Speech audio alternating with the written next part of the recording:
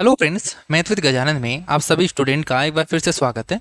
SSC MTS 2023 के लिए हम प्रीवियस ईयर क्वेश्चन सोल्व कर रहे थे, जिसमें हमने लास्ट क्लास में 11 जुलाई 2022 को जो शिफ्ट 1 का पेपर हुआ था वो हमने सोल्व किया था। कल देखिए एक नोटिस आया था एसएससी की तरफ से, जिसमें 2023 के जो भी एग्ज़ाम होने वाले हैं, जिसमें एसएससी एमटीएस, सीपीओ और सीएचएसएल, इन तीनों एग्जामों के बारे में उन्होंने डेट दे रखी थी। तो कई स्टूडेंटों का उसमें एक एमटीएस का एग्जाम दे रखा था, ठीक है। तो उन्होंने कई स्टूडेंटों ने जब इस नोटिस को देखा तो वो कंफ्यूज हो रहे हैं कि जो एमटीएस 2022 का एग्जाम होने वाला है, देखो 2022 का जो एग्जाम है वो तो 2 मई से स्टार्ट होने वाला है, जिसके 3 से 4 दिन बचे हैं अभी, ठीक है। तो 2 मई से स्टार्ट होने वाला है ये तो। बाकी ये तो जो नोटिस आया है, कल नोटिस आया है, वो 2023 एग्जाम के लिए आया है। अभी इसके फॉर्म भरे जाएंगे और उसके बाद में जो एग्जाम होगा वो अगस्त सितंबर में होने के चांस है इसके, ठीक है। तो ये 2023 है और जो एग्ज़ाम होने वाला है नेक्स्ट मंथ ये 2022 का है, एमटीएस 2022 का। और जब हम जो क्वेश्चन हम कर रहे हैं ना वो 2021 के कर रहे हैं, एसएससी एमटीएस 2021 के क्वेश्चन प्रीवियस ईयर क्वेश्चन कर रहे हैं। अभी जो वैकेंसी चल रही है वो 2022 की चल रही है, जिसका एग्जाम है वो 2 मई से चल रहा है, ठीक है, 2 मई से चलेगा। और जो नोटिस आया है, कल नोटिस आया वो 2023 के लिए आया है, जिसका एग्जाम है वो अगस्त सितंबर में होने वाला है। और फिर उसके फॉर्म है अभी भरे जाएंगे, नेक्स्ट मंथ शायद भर जाएंगे उसके, ठीक है। जो भी नोटिस आएगा वो आपको प्रोवाइड कर दूंगा, उसमें टेलीग्राम चैनल को ज्वाइन कर लीजिए, वहाँ पे आपको मिल जाएगा, ठीक है। तो कई जो लोग कन्फ्यूजन हो रहे थे, आपको कुछ टेंशन नहीं करने की जरूरत कि जो पोस्टपोन बोल रहे थे कि बार बार की एमटीएस एग्जाम का है, जो एग्जाम है वो पोस्टपोन होने वाला है, तो कुछ भी पोस्टपोन नहीं होगा। जो एग्जाम 2 तारीख से स्टार्ट है वो 2 तारीख से ही होगा। वो सीजीएल जो एमटीएस 2022 की वैकेंसी है, और जो अगस्त में होने वाला एग्जाम है ये एमटीएस 2023 की वैकेंसी है। क्लियर है? स्टार्ट करते हैं। देखो आज की क्लास, सबसे पहले देखो आपको पहला क्वेश्चन ये दे रखा है कि 4500 रुपये हैं और उनको इसमें बीच में 4 दोस्तों के बीच में बांटना है, और पूछा है कि सबसे छोटा हिस्सा पाने वाले व्यक्ति की आपको बताना है कि उसको कितना रुपये मिला है। तो सिंपली यहाँ पे पहले तो देखो इसको सोल्व कर लो, फ्रैक्शन को उठा दो। तो फ्रैक्शन को उठाने के लिए क्या करते हैं अपन, एलसीएम से गुना कर देते हैं। इनका सबका एलसीएम निकालो, देखो 6, 4, 3 और 2 है, तो यहाँ से इसका एलसीएम कितना आ जाएगा, 12 आ जाएगा क्या। तो सभी को 12 से गुना कर दो। तो जब इसको देखो 12 से गुना करेंगे तो 2, इसको 12 से गुना करेंगे तो 3, इसको 12 से गुना करेंगे तो 4 और 6, यानी इनका रेशियो क्या आ गया, 2:3:4:4 आ गया। तो 4500 रुपये हैं और उनको इनके बीच में बांटना है, तो 6, 4, 10 और 15, तो 15 यूनिट की वैल्यू 4500 है। सबसे छोटा हिस्सा कौन प्राप्त कर रहा है, 2 यूनिट वाला प्राप्त कर रहा है, तो इसकी वैल्यू आपको निकालनी है। सोल्व कर लीजिए, यहाँ से कितना आ जाएगा, 600 रुपये। नेक्स्ट सवाल देखो, एक आपको दे रखा है 30 सेंटीमीटर त्रिज्या वाला एक अर्धगोलाकार कटोरा दे रखा है, को एक बेलनाकार गिलास का उपयोग करके पानी से भरा जाता है। यदि अर्धगोलाकार कटोरे का जो पानी को पूरा भरने के लिए बेलनाकार गिलास से 72 बार पानी डालना पड़ता है, यानी एक तो गिलास है देखो बेलनाकार आपके पास, तो इससे 72 बार पानी डाला जाता है एक कटोरे में जो अर्धगोलाकार है, ठीक है। इस कटोरे में पानी डाला जाता है और 72 गिलास भरे जाते हैं, तब ये भरा जाता है पूरा का पूरा अर्धगोला। और गिलास की जो ऊंचाई है वो आपको दे रखी है 10 सेंटीमीटर दे रखी है। आपसे पूछा है इसकी रेडियस क्या है, और इसकी जो रेडियस दे रखी है आपको 30 सेंटीमीटर दे रखी है। क्लियर है? तो जब भी आपको यहाँ पे जब भरा जाता है तब हम क्या करते हैं, डायरेक्ट यहाँ से इनका वॉल्यूम इक्वल करते हैं। क्लियर है? तो वॉल्यूम इक्वल करेंगे तो यहाँ से इसका वॉल्यूम कितना होता है, 2/3 पाई आर क्यूब। तो 30 × 30 × 30 ये किसके इक्वल हो जाएगा, इसके वॉल्यूम के। तो इसका वॉल्यूम क्या होता है, पाई आर स्क्वायर एच। तो आर तो आपको निकालना है, एच आपको दे रखा है 10। सिंपली इसको सोल्व करना है। देखो 10 से तो यहाँ पे 0, 3 से और काट दीजिए, 3 कट गया, पाई से तो पाई कटेगा यहाँ से, तो कितना आ जाएगा यहाँ से आर स्क्वायर का मान कितना आ गया, ठीक है। और यहाँ पे कितनी बार भरा जाता है, देखो यहाँ पे 72 बार भरा जाता है ना, तो इसका वॉल्यूम इंटू 72 और करना पड़ेगा आपको, क्योंकि 72 बार 72 गिलास चाहिए, तो इतना वॉल्यूम होगा इसका। तो यहाँ से 72 से और डिवाइड कर दीजिए, तो देखो ये 72 नीचे आ जाएगा इधर, तो आर स्क्वायर की वैल्यू क्या आ जाएगी, 900 डिवाइडेड बाई 72, ठीक है। और इंटू 2 तो है इधर, तो देखो यहाँ से 18, 18 चौक 72, 4 से डिवाइड करेंगे तो कितना आ जाएगा, 25। आर स्क्वायर 25 है, तो आर का मान कितना आ जाएगा, 5 आ जाएगा। रीमा है एक शॉपिंग मॉल में उपहार खरीदने गई और उसने दुकान से 50% और 30% की सक्सेसिव डिस्काउंट मिला है उसको। आपसे पूछा एमआरपी अगर 1700 रुपये था, उसने कितने रुपए में खरीदा, उसके लिए कितना रुपये भुगतान किया। तो सिंपली आपको ये बोला है कि कोई चीज़ 1700 रुपये की है, उस पर अगर 2 सक्सेसिव डिस्काउंट दिया जाता है तो वो कितने रुपये में बेचेगा, ठीक है। तो सिंपली इसको करने के देखो 2-3 तरीके हैं। दोनों तीन तरीका आपको बता देता हूँ। पहला तरीका, आप सक्सेसिव का डायरेक्ट लगा दो कि 1700 रुपये है ना, तो 50% का डिस्काउंट मिलता है। 50% की फ्रैक्शन वाला तरीका बता रहा हूँ। 50% का मतलब 1/2, यानी 2 रुपये की चीज़ है तो 1 रुपये का डिस्काउंट देगा, यानी 1 रुपये में बेचेगा। 30% का डिस्काउंट दे रहा है, 30% का फ्रैक्शन क्या होती है, 3/10, यानी 10 रुपये की चीज़ है तो वो 7 रुपये में बेचेगा, 3 रुपये कम में बेचेगा। तो सोल्व करेंगे, यहाँ से देखो 0 से 0 और यहाँ से गुना कर दो, पहले 2 से डिवाइड कर दो तो यहाँ से तो कितना आ जाएगा, 85 आ जाएगा क्या, और 7 से गुना कर दो तो 7 पंजे 35 और 3 8 7 56, 56 और 3 59, तो इतने रुपए में बेचेगा। दूसरा तरीका क्या है इसका, दूसरा तरीका फॉर्मूला लगा दो डायरेक्ट। सक्सेसिव का फॉर्मूला क्या होता है, a plus b minus a b by 100। जब डिस्काउंट दिया जाता है तो सक्सेसिव डिस्काउंट का फॉर्मूला ये होता है। तो ओवरऑल हमें डिस्काउंट निकालना है, तो यहाँ से निकालो कि 50 प्लस 30 माइनस 50 इंटू 30 करेंगे तो यहाँ से कितना आ जाएगा, इंटू 30 डिवाइडेड बाई 100 कर दोगे तो टोटल 15 आ गया क्या यहाँ से, तो 15 आ गया। यानी जो डिस्काउंट आपको मिला है वो कितना मिला, देखो 80 माइनस 15, तो 80 माइनस 15 कितना हो गया, 65%। तो 65% का उसको डिस्काउंट मिला है, यानी 1700 रुपये की चीज़ है ना, तो उसको 65 रुपये का डिस्काउंट मिल गया। यानी वो बेचेगा कितने में, वो बेचेगा 35 रुपये में। 100 रुपये कम कर देंगे, अगर टोटल 100 रुपये हैं, 100 रुपये में से 65% यानी 65 रुपये घटा दिए तो बचेगा कितना, वो 35 रुपये में बेचेगा। तो इसका 35% वो बेचेगा। तो डायरेक्ट यहाँ से 1700 का 35% निकाल सकते हो। तो सोल्व करेंगे, देखो 17 से तो यहाँ डिवाइड होगा, 35 को 17 से गुना करना है तो देखो 350 तो एक होगा ही, 10 से गुना करेंगे तो 35 को 6 से गुना करते हैं तो 210 होता है, और एक और बार गुना कर देंगे तो यानी 7 बार करना है ना, तो 35 और जोड़ दो तो कितना आ जाएगा, यहाँ से 5 और 3 8 9 और यहाँ से 595 रुपये। क्लियर है। आपको एग्जाम में क्या करना था, आपको डायरेक्ट यहाँ से सोचना था। 50 और 30 है, सक्सेसिव आपको माइंड में करना था कि 50 प्लस 30 80, 80 में से 15 और घटा देंगे तो 65 रुपये का डिस्काउंट मिलेगा, तो बेचेगा कितने में, 35% में। तो 1700 का 35%, बस इतना ही लिखना था आपको, बस इतना लिख के ये सोल्व करना था आपको एग्जाम, तभी आपका टाइम बचेगा। नेक्स्ट सवाल देखो, एक बल्लेबाज ने 120 रन बनाए जिसमें 4 तो छक्के लगाए हैं और 4 उसने फोर्स लगाए हैं। चौके लगाए उसके कुल स्कोर का कितना परसेंट दौड़ के बनाया है उन्होंने, ये पूछा है आपसे। और ठीक है, इनको हटा दिया जाए तो सिंपली उन्होंने टोटल रन तो कितने बनाए, 120 रन बनाए। उसमें जो 4 तो छक्के बना दिए यानी 24 रन तो ये बन गए, और 6 चौके लगा दिए तो 24 रन और बन गए यहाँ से, यानी 48 रन तो चौके और छक्के से ही बन गया क्या। तो बाकी के जो रन बने हैं वो दौड़ कर बनाए हैं, तो कितने रन बनाए यहाँ से, तो 72 रन उन्होंने दौड़ के बनाए। कितने में से, 120 में से इंटू 100% के लिए सोल्व करेंगे तो 12 6 72 कितना आ गया यहाँ से, 60%। नेक्स्ट सवाल देखो यहाँ से, वह छोटी से छोटी संख्या ज्ञात करो जो 19 और 23 से विभाजित करने पर 13 और 17 से शेषफल प्राप्त होता है। लास्ट क्लास में आपके पास एचसीएफ का सवाल आया था, यही सेम कंसेप्ट का सवाल था। इसमें एलसीएम का पूछा गया है, क्योंकि स्मॉलेस्ट नंबर पूछा है ना, तो आपको एलसीएम निकालना है। और एलसीएम गोल निकालना है कि जो 19 और 23 से भाग करे तो 13 और 17 शेषफल बचना चाहिए।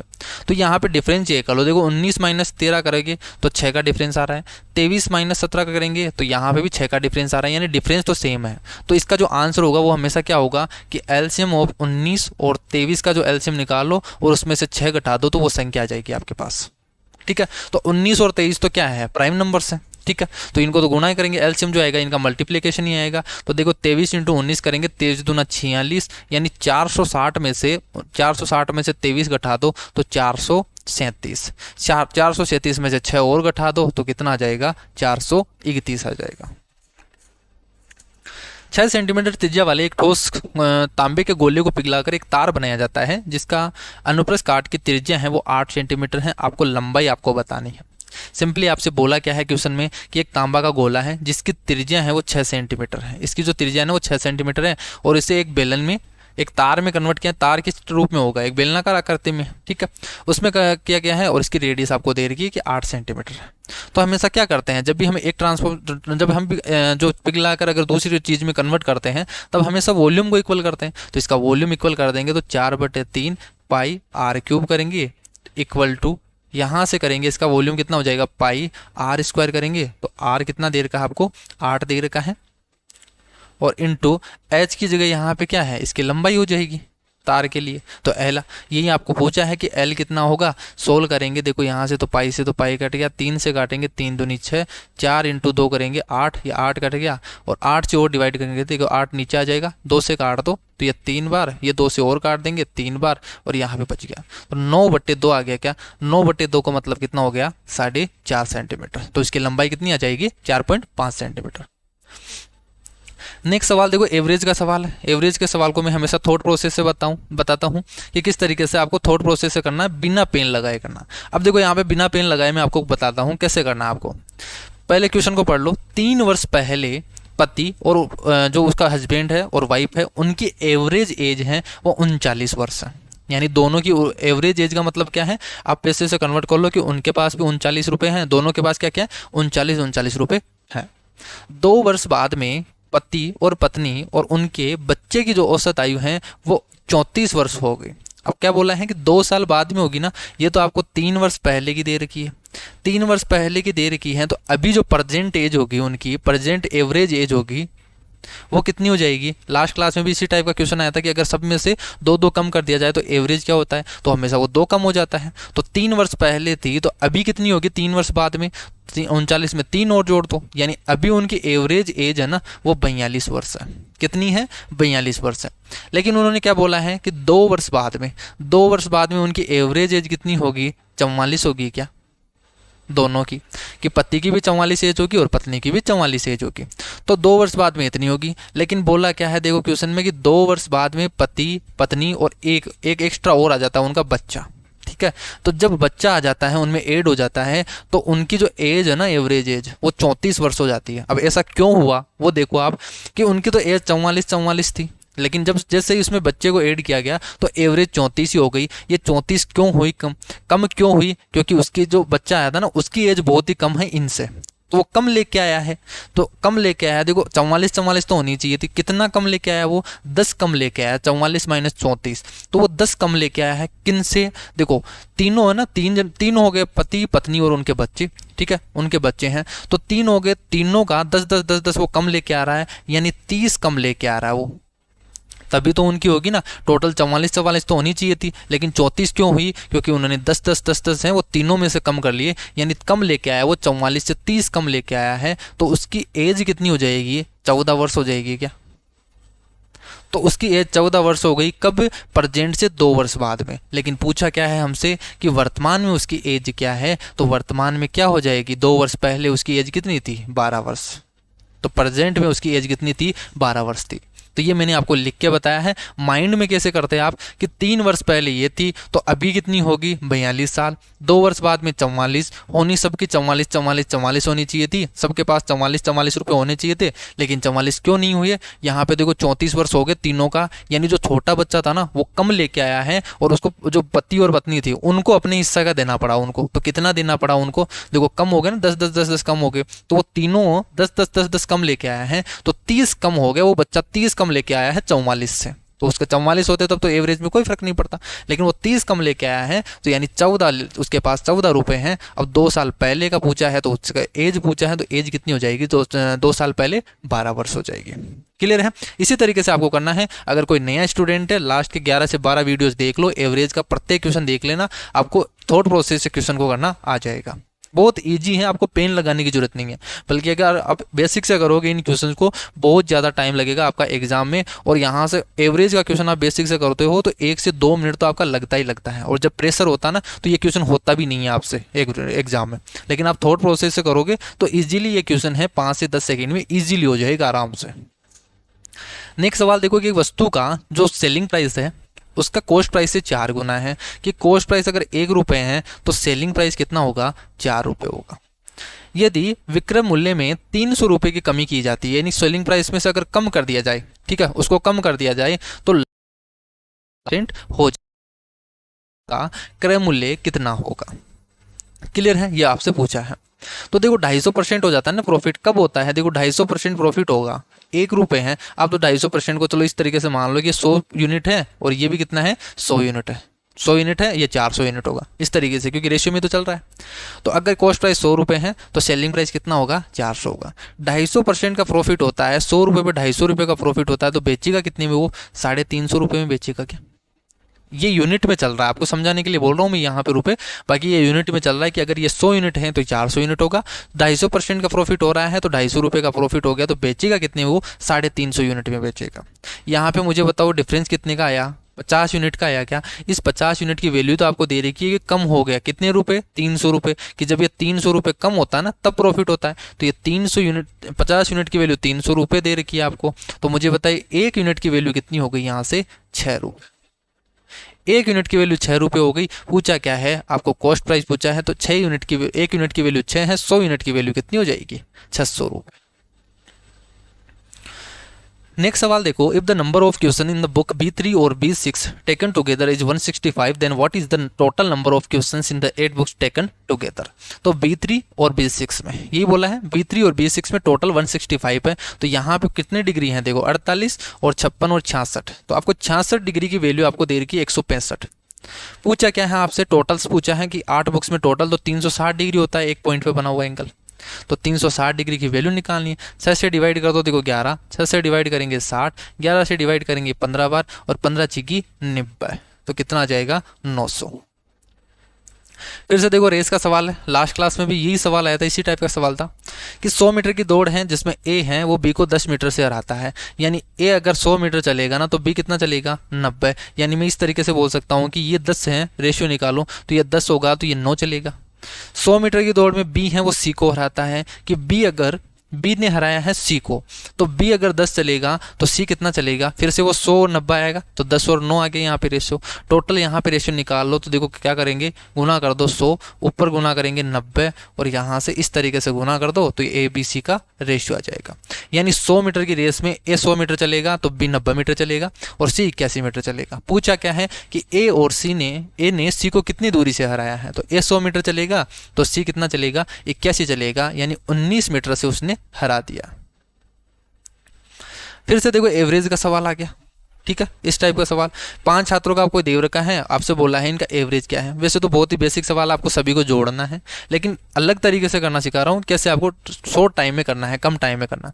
देखो सब क्या है 10 के आसपास है ना, सबसे देख लो 10 से कितना ज़्यादा है कितना कम है। ये तो ये 2 ज़्यादा है, ये 4 ज़्यादा है, ये 2 कम है, ये तो 0, इस पर तो कोई फर्क ही नहीं पड़ेगा, 10 का 10 ही माना है हमने। ये 6 ज़्यादा है, देखो 2 से 2 कट गया, 6 और 4 10, तो ये 10 पॉजिटिव में आया है, तो 5 के बीच में इस 10 को एक्स्ट्रा को और बांट दो, तो 5 के बीच में एक्स्ट्रा को बांटेंगे 2 एक्स्ट्रा और आ जाएगा। हमने 10 तो माना ही था, 2 एक्स्ट्रा और हो गया तो कितना आ गया 12 रुपये।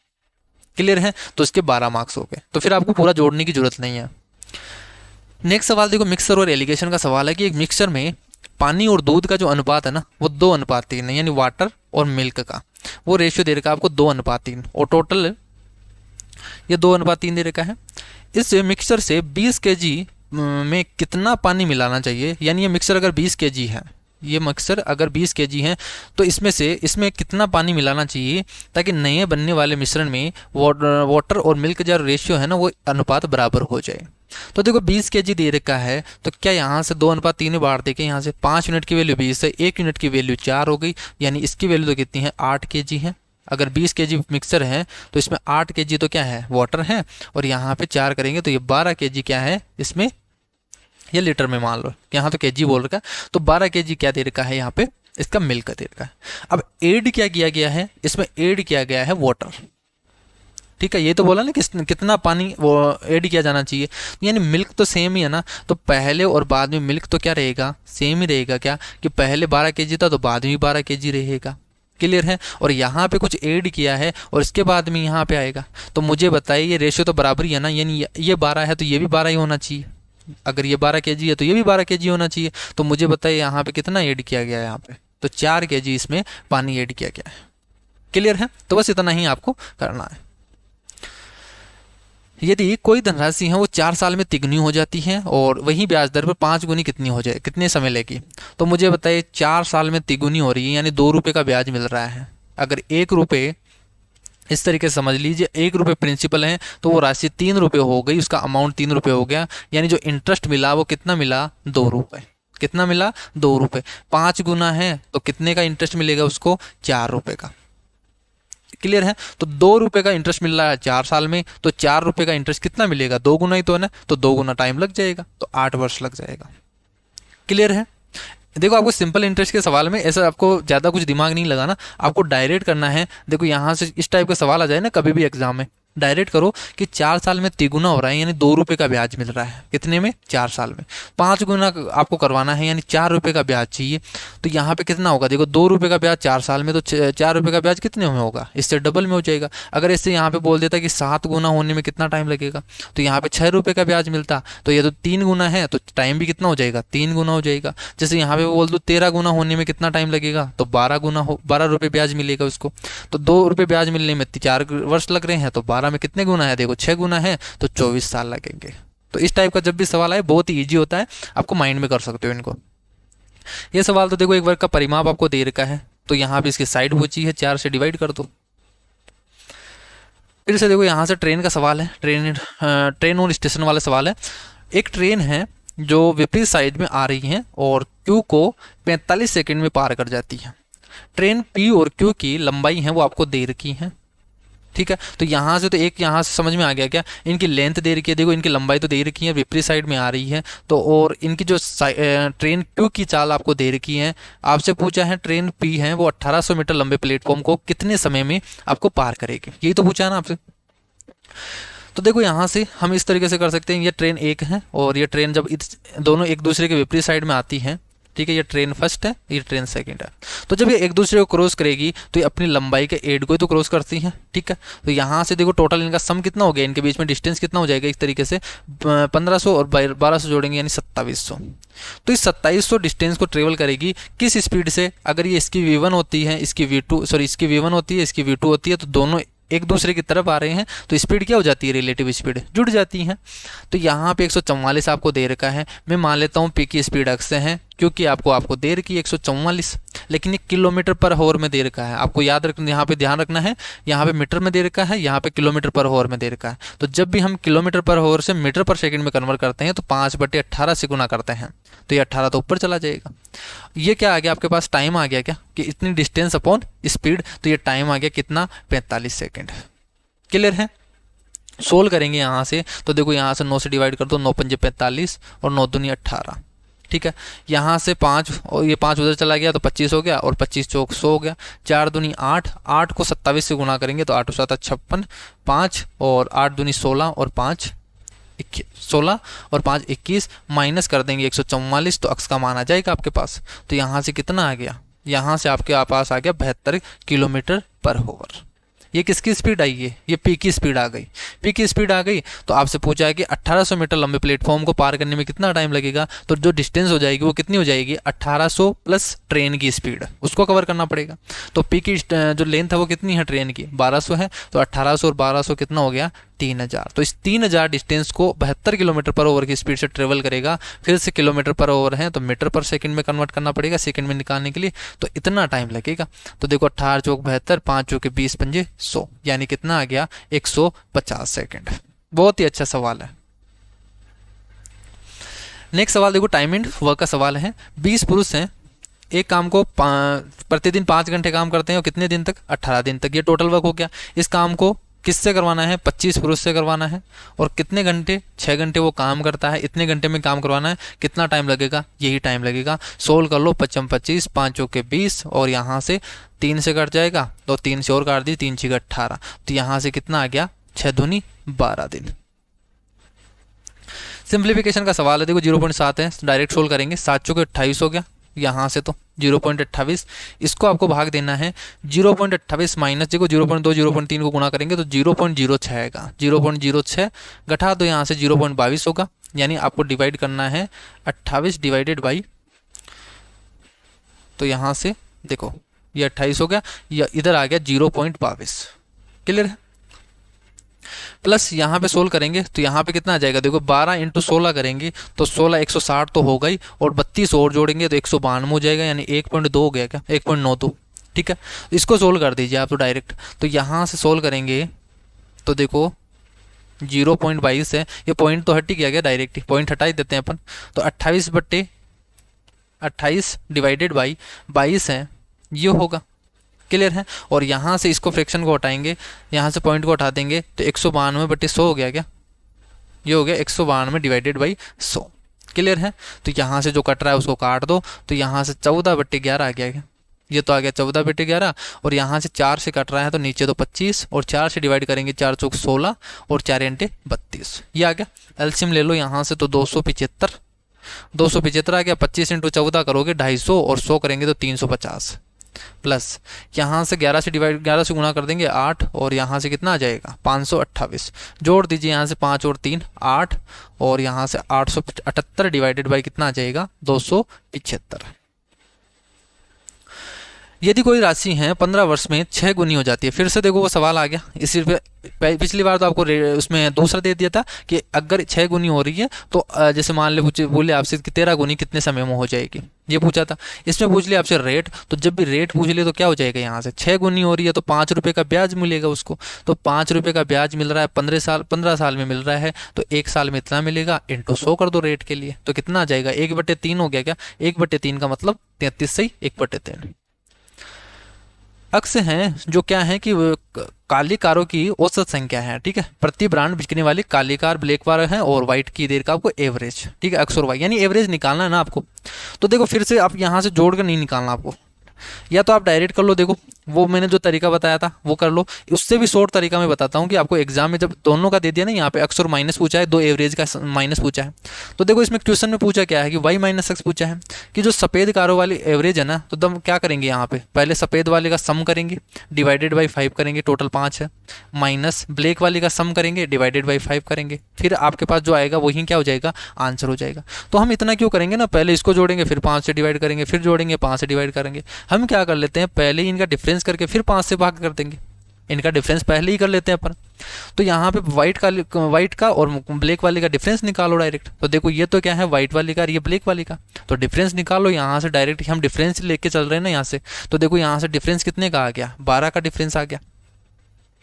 यहाँ पे डिफरेंस कितने का है, यहाँ पे 6 और 2 8 का डिफरेंस है, यहाँ पे डिफरेंस 9 का है, और यहाँ पे डिफरेंस कितने का है 51 का डिफरेंस है, और यहाँ पे तो माइनस का डिफरेंस है क्या -20 है। क्लियर है। तो देखो 12 और 8 20 प्लस का है, ये माइनस का 20 कट गया, 51 और 9 कितना हो गया 60, 60/5 कर दोगे कितना आ जाएगा 12, तो यही इसका आंसर हो जाएगा। ये हो गया डायरेक्ट अप्रोच। नहीं तो आपको क्या करते, आप क्या करते 108 122 130 सबको जोड़ते फिर एवरेज निकालते, फिर सबको जोड़ते फिर उसका एवरेज निकालते, फिर माइनस करेंगे तब 12 आएगा। लेकिन इससे आपको नहीं करना, इस टाइम में इतने टाइम में तो आप 3 से 4 क्वेश्चन कर लोगे दूसरे, अगर शॉर्ट से करोगे तो इस टाइप से क्वेश्चन को करना है। फिर से देखो DI का सवाल है कि शोरूम M की वैल्यू क्या है, शोरूम 1 के द्वारा बेची गई घड़ियों की औसत संख्या है। तो ब्रांड इस शोरूम 1 के द्वारा बेची गई जितनी है 5 ब्रांड की संख्या है उनका एवरेज निकालना है। तो देखो सब क्या है यहाँ पे 60 55 75 48 और यहाँ तो मैं 50 मान लेता हूँ, सबका एवरेज क्या है कि 50 रुपये, ठीक है 50 है। तो यहाँ से 50 से कितना ज़्यादा है कम देख लो, ये तो कितना ज़्यादा है 10 ज़्यादा है, ये 5 ज़्यादा है, ये 25 ज़्यादा है, ये 2 कम है, और ये कितना ज़्यादा है ये 2 ज़्यादा है। तो देखो प्लस के 2 से तो -2 गया, 25 और 5 30 और 40 हो गया क्या, तो 40 ये एक्स्ट्रा है ना 40, ये 5 के बीच में बढ़ जाएंगे, तो यहाँ से कितना आ गया इसका एवरेज 58 आ गया क्या डायरेक्ट बिना कुछ जोड़े। तो इसका एवरेज 58 आ गया, M की वैल्यू 58 है। पूछा है कि शोरूम 2 के द्वारा बेची गई ब्रांड 3 की, तो ब्रांड 3 की 2 के द्वारा कितनी है 50, और M का बीच में अनुपात बताना है, यानी 50:58 आपको बताना है। यहाँ पे रेशियो कितना आ जाएगा 25:29। ये तो बहुत ही सिंपल सवाल दे रखा है कि उसके ट्रायंगल की तीनों साइड का देखो आपको दे रखा है, लेंथ का रेशियो दे रखा है 3 2 और 2 2 3, और इसका पेरीमीटर दे रखा है, तो सम हो जाएगा 3 2 5 2 7, 7 यूनिट की वैल्यू 42 है। सबसे छोटे की पूछी है, सबसे बड़ी भुजा की, तो सबसे बड़ी कितनी है 3 है, तो 3 यूनिट की वैल्यू पूछा है, तो 7 × 42 6 18। एक वस्तु के मूल्य में 4% की वृद्धि की गई है, इंक्रीज किया गया है, और उसको इतने रुपए में बेचा गया है। आरंभिक मूल्य क्या था, तो ये 4% बढ़ने के बाद है, तो 4% की फ्रैक्शन कितनी होती है 1/25, तो 1/25 है 1 रुपये बढ़ गया, यानी 26 की वैल्यू है, ये 832 है ना, ये 26 की वैल्यू है। और पूछा क्या है प्रारंभिक यानी 25 की वैल्यू आपसे पूछा है। सोल्व कर लो, देखो 2 से काटेंगे तो 13, 2 से काटेंगे 4, और 4 × 32, यहाँ से 2 से काट रहा है ना, तो यहाँ से 4 और 1 से 16, 416। 13 से और डिवाइड कर दीजिए, 13 × 39, और 2 बचेगा, 13 दूना 26, 32 × 25 करेंगे, तो देखो 32 × 25 4 से डिवाइड कर दो कितना आ जाएगा 800। यदि एक वस्तु को 6% हानि के बजाय 6% प्रॉफिट में बेचा जाता है, लास्ट क्लास में इसी टाइप का सवाल आया था कि अगर हानि के बजाय प्रॉफिट में बेचा जाता है तो इनके बीच में देखो डिफरेंस कितना हो गया। अगर 100% उसका कॉस्ट प्राइस है तो 6% लॉस हो रहा है और 6% प्रॉफिट, यानी 12% हो गया इनका बीच का जो डिफरेंस है ना, वो 12%। इस 12% की वैल्यू आपको दे रही है 60.72।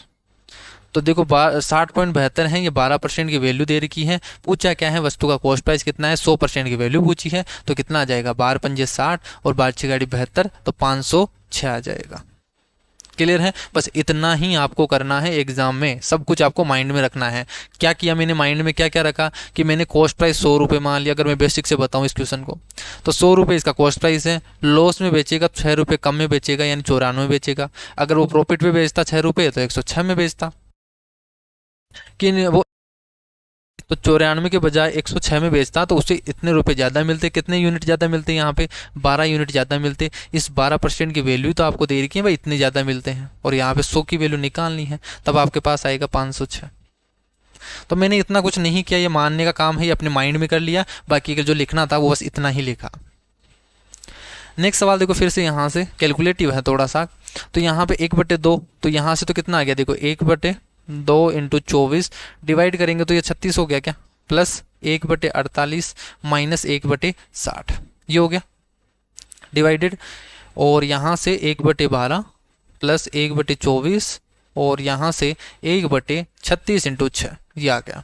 तो इसको तो सोल्व करना ही पड़ेगा आपको। तो देखो 6 से डिवाइड कर देते हैं, 6 चौका 24 और 6 चीन का 36, 2 से और करेंगे तो 3, तो ये आ गया आपके पास 3/4, ऊपर आ गया 3/4, यानी इसको सोल्व करेंगे तो ये आएगा ऊपर 3/4। अब एलसीएम लेना पड़ेगा, तो एलसीएम ले लेंगे आप यहाँ से। तो देखो सबसे ज़्यादा 60 है ना, 60 को मैं क्या लिख सकता हूँ, 12 पंजे 60 इस तरीके से लिख सकता हूँ। अब 48 से डिवाइड करना है तो 12 चौक 4 और चाहिए आपको, तो 4 से तो डिवाइड हो ही जाएगा। तो देखो 12 पंजे 4 से डिवाइड करें, 12 पंजे 60, 36 18, 180 बचेगा। 48 से डिवाइड करेंगे, 12 चौक 48, 5 बच गया, माइनस यहाँ पे 4 बच गया। ठीक है, 12 पंजे 60, 4 हो गया। डिवाइडेड बाई, यहाँ से सोल्व करेंगे, देखो 36 इंटू 6 है ना, ये तो आएगा नीचे एलसीएम में। 24 से डिवाइड करना है तो यहाँ से 6 चौका 24, 24 से तो डिवाइड हो जाएगा। 12 36, 12 से भी डिवाइड हो जाएगा। यानी देखो 12 36 और 6 18, 12 से डिवाइड करेंगे तो 12 3 बार हो गया, 6 18 बच गया। 24 से डिवाइड करेंगे तो देखो 6 चौका 24 और 4 इंटू 32, 9 बच गया, तो यहाँ पे 9 हो जाएगा।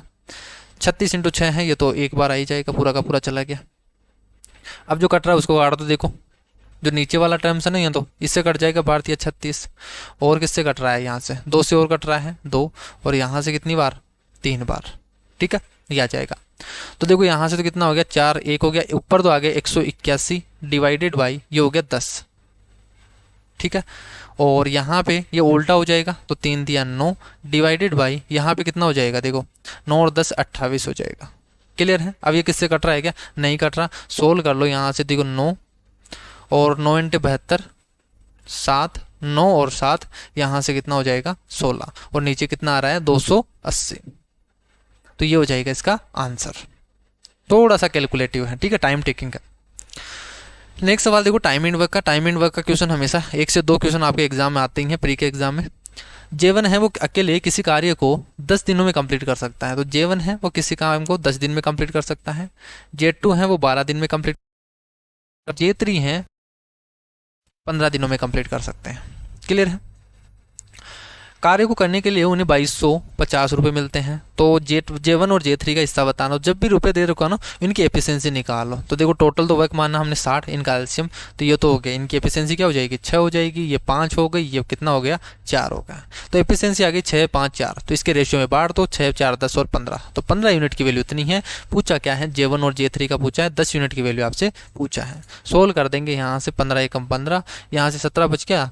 ठीक है, कितना बचा यहाँ से 7 बचेगा, 15.75, तो कितना आ गया यहाँ से।